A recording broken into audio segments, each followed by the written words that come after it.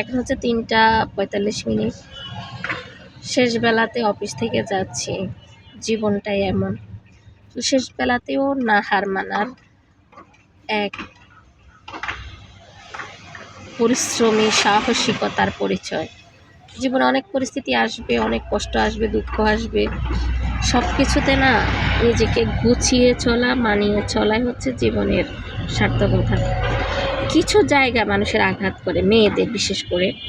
যখন একটা স্বামী কষ্ট দেয়, কিছু কথা বলে, দুঃখ দেয়, তখন না সহজেই মেয়েরা ভেঙে পড়ে, দুর্বল হয়ে যায়, কষ্ট পায়, মানে জর্জরিত হয়ে যায়, জীবন শেষ করে ফেলে। যেমন করেছেন আমাদের ইকরা আপু, স্বামীর থেকে কষ্টটা পাইয়া নিজেকে গুছিয়ে রাখতে পারে না 14 বছর বয়সেও, সংসার জীবনের 14 বছরেও।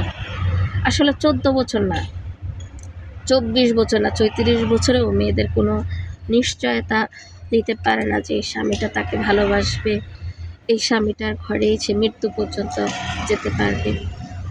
স্বামীর ঘরে মৃত্যু হওয়াটা খুব ভাগ্যের বিষয়। তবে ছেলেদের প্রতারণা যে কোনো মুহূর্তে, যে কোনো